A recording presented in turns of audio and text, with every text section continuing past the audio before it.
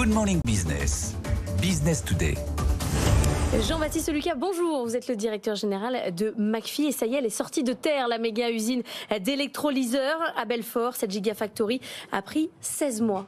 16 mois. Avant d'aller dans le détail de ce que ça fait, 16 mois, c'est rien. Assez court, oui. On est assez fiers de nous et assez contents d'avoir pu réaliser ce challenge sur un délai assez court. On a travaillé avec des partenaires, bien évidemment, mais on est assez fiers du résultat. Et c'est une usine de nouvelle génération qui est lumineuse, agréable, modulaire et qui va nous permettre de nous déployer dans les années à venir. On va parler de la place de l'hydrogène dans le mix énergétique européen et mondial, savoir s'il y a toujours les mêmes espoirs sur la mobilité lourde. Mais avant, juste le contexte politique. Vous deviez avoir des brochettes de ministres pour votre ouverture d'usine. Évidemment, une partie a annulé ce projet. Il a coûté cher. Vous avez réinvesti 50 millions d'euros. Est-ce que le projet tel qu'il est aujourd'hui aurait été le même si c'était il y a aujourd'hui et hier, vous auriez fait les mêmes choix? Alors je pense qu'on aurait fait les mêmes choix en termes de stratégie industrielle. Il est clair qu'on regrette l'absence ministérielle, mais qu'on l'a parfaitement comprise du fait des circonstances politiques. Et on est de toute façon très reconnaissant au soutien de la puissance publique qui nous a évidemment bien aidés et qui continuera de le faire, on l'espère. Alors, à l'origine, c'était du stockage solide de l'hydrogène, votre activité chez McPhy. Il y a longtemps. Il y a longtemps, vous avez largement pivoté. Aujourd'hui, vous fabriquez des électrolyseurs. L'objectif, c'est d'en faire un par jour. Alors, l'objectif, c'est effectivement de faire un stack. Alors, ce qu'on appelle un stack, c'est-à-dire un peu le moteur de transformation de l'hydrogène par jour. Et on fait donc des stacks de 4 mégawatts. Et si vous en faites un par jour opéré dans l'année, ça fait 1 gigawatt par an. Alors, qui sont les clients? Vous avez déjà des contrats, des livraisons qui ont été faites? On a déjà un premier client, un premier contrat qui a été signé avec un client allemand, qui nous a d'ailleurs fait l'honneur et le plaisir de témoigner hier lors de l'inauguration, avec un groupe basé à Berlin, spécialiste dans le transport d'hydrogène et dans le négoce d'énergie. Et on a d'autres négociations en cours, bien évidemment.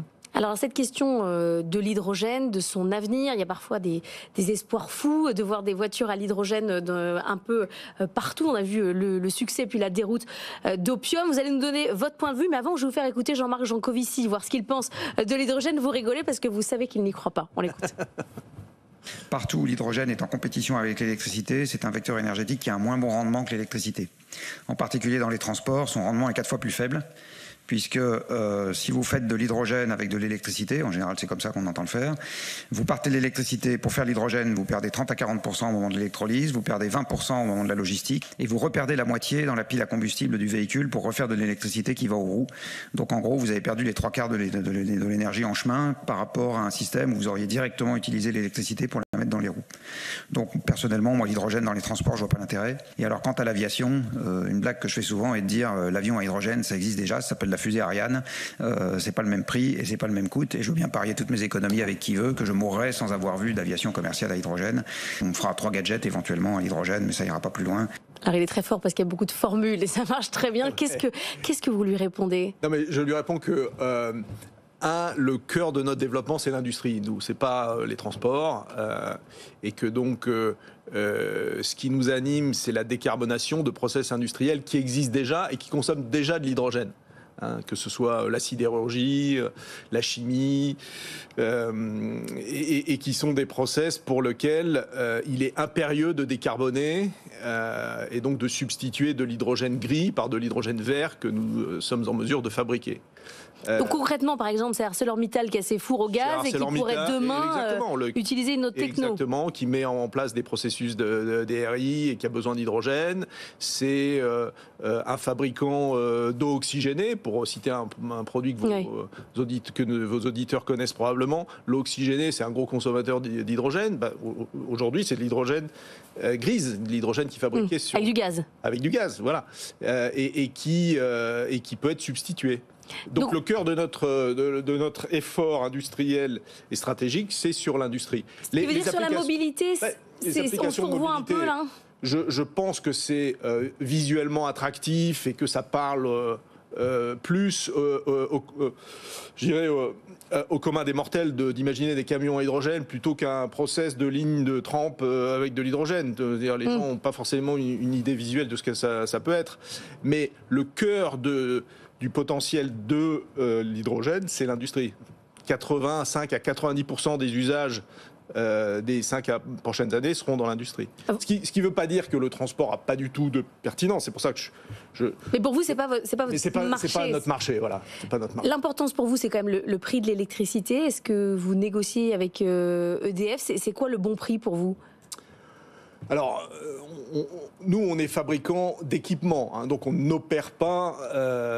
non, mais les besoins peuvent varier en fonction du prix de l'électricité. On ne crée pas d'hydrogène nous-mêmes, donc c'est une question qui est plutôt à poser à nos clients. Ceci étant, on a un avis sur la question. Et il est vrai que si on est très fortement au-dessus de 50 € du mégawatt, ça pose un problème. D'accord, donc vous avez quand même une idée précise sur la question. Je rappelle que EDF est à votre capital. Hein. Ils ont 14% du capital. Un mot sur votre cours de bourse. Vous avez souffert, vous étiez au plus haut en 2021, puis c'était compliqué. Est-ce que vous regrettez d'avoir été en bourse? On en voit sur ce plateau des boîtes qui disent « je suis mal compris, la bourse ne comprend pas bien ce que je fais et j'aurais pas dû y aller ». Alors, je pense que être en bourse quand vous êtes une société de technologie avec des horizons de développement qui sont longs, c'est effectivement compliqué. Et je pense que, je m'exprime à titre personnel ici, je pense que McPhy est peut-être allé en bourse un peu tôt, à un moment où la solidité industrielle était peut-être pas encore complètement établie, à un moment où on était effectivement avec... une certaine incertitude et nourrir le marché avec de l'incertitude, c'est jamais bon. Ah oui. Ceci étant posé, je pense que maintenant on a une maturité qui est plus accrue et que la sanction boursière que vous évoquez, elle a frappé tout le secteur. Hein. Votre cours a été divisé par 15. Elle n'a pas été spécifique à McPhy. Si vous analysez tous les gens qui sont en bourse dans l'hydrogène, ils ont tous été sanctionnés à peu près dans les mêmes ordres de grandeur. Donc en fait, ce qui s'est produit, c'est qu'il y a eu une bulle hydrogène. Et que au bout de 2-3 ans, les gens ont compris qu'on était sur des horizons de temps qui étaient bien plus longs, que c'était bien plus compliqué que... On a passé la période d'euphorie, on est dans un âge adulte sur l'hydrogène. Je pense que c'est pas une tragédie en soi. Je pense que l'euphorie, c'est jamais un état d'esprit qui perdure. Donc il faut être capable d'aller au-delà de ça et de regarder une perspective plus longue, et c'est ce qu'on essaye de faire.